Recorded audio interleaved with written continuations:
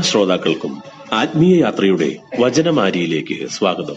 ഒരു പാട്ടുകാരൻ ഇങ്ങനെ എഴുതി വെച്ചു: നിൻ വിശുദ്ധിയെ ഞാൻ ദർശിച്ചപ്പോൾ, നിൻ സ്നേഹത്തെ ഞാൻ ആരാഞ്ഞപ്പോൾ, സർവവും എൻ മുൻപിൽ നിഴലായി മാറിടുന്നു.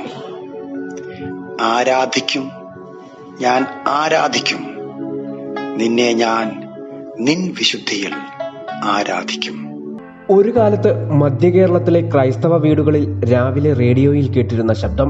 ശ്രോതാക്കളോട് അദ്ദേഹം ബൈബിൾ പ്രസംഗം നടത്തുകയല്ല, മറിച്ച് ഓരോരുത്തരോടും സംസാരിക്കുന്ന രീതിയായിരുന്നു. നാട്ടിലും വീട്ടിലുമൊക്കെ നടക്കുന്ന കാര്യങ്ങൾ ഉദാഹരണങ്ങളായി പറഞ്ഞാണ് അദ്ദേഹം ബൈബിളിലേക്ക് വന്നിരുന്നത്. അതുകൊണ്ട് തന്നെ ശ്രോതാക്കളായ വിശ്വാസികളുമായി പെട്ടെന്ന് വൈകാരിക ബന്ധം സ്ഥാപിക്കാൻ ആ പ്രതിഭയ്ക്ക് കഴിഞ്ഞു. എന്നാൽ ഇനിയില്ല ആ ശബ്ദം. കാലം ചെയ്ത ഡോക്ടർ അത്താനിയോസ് മാർ യോഹന്നാൻ മെത്രാപ്പോലിത്തയ്ക്ക് വിട.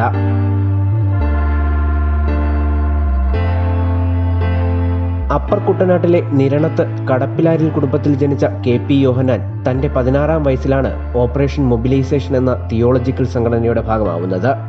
അമേരിക്കയിൽ വൈദിക പഠനത്തിന് ചേർന്ന യോഹന്നാൻ 1974 അമേരിക്കയിലെ ഡാലസിൽ തിയോളജി പഠനം ആരംഭിച്ചു. ചെന്നൈ ഹിന്ദുസ്ഥാൻ ബൈബിൾ കോളേജിൽ നിന്നും ഡിഗ്രി കരസ്ഥമാക്കിയ അദ്ദേഹം നേറ്റീവ് അമേരിക്കൻ ബാപ്റ്റിസ്റ്റ് ചർച്ചിൽ പാസ്റ്ററായും പിന്നീട് വൈദിക ജീവിതത്തിലേക്ക് കടക്കുകയുമായിരുന്നു. 1983 തിരുവല്ല നഗരത്തിനോട് ചേർന്ന മാഞ്ഞാടിയിൽ ഗോസ്പൽ ഫോർ ഏഷ്യ എന്ന സുവിശേഷ പ്രചാരണ സംഘടനയ്ക്ക് രൂപം നൽകിയത്. 1990 സ്വന്തം സഭയായ ബിലീവേഴ്സ് ചർച്ചിന് രൂപം നൽകി. 2003 സ്ഥാപക ബിഷപ്പായത്. ജർമ്മൻ സുവിശേഷികയായ ഗിസിലയാണ് അദ്ദേഹത്തിന്റെ ജീവിത പങ്കാളി. തിരുവല്ല കുറ്റപ്പുഴ ആസ്ഥാനമായ ബിലീവേഴ്സ് സഭയോട് ചേർന്ന് അദ്ദേഹം സമൂഹത്തിലെ പാവപ്പെട്ടവർക്കായി ബിലീവേഴ്സ് മെഡിക്കൽ കോളേജ് ആശുപത്രി സ്ഥാപിച്ചു. 52 ബൈബിൾ കോളേജുകൾ ഉൾപ്പെടെ 100-ലേറെ വിദ്യാഭ്യാസ സ്ഥാപനങ്ങളും ആരംഭിച്ചു. തിരുവല്ലയിൽ 200 ഏക്കർ സ്ഥലത്ത് ജൈവോദ്യാനവും അദ്ദേഹം സ്ഥാപിച്ചു. 300ഓളം പുസ്തകങ്ങൾ രചിക്കുകയും ചെയ്തു.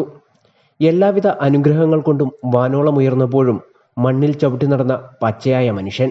സുവിശേഷ ജീവിതവും അതിന്റെ വിശാലതയും ഒരു തുറന്ന പുസ്തകം കണക്കെ നമുക്ക് മുൻപിൽ തുറന്നിട്ട ലളിത ജീവിതത്തിന്റെ അപ്പോസ്തലന് വിട. News bureau, Pathanamthitta.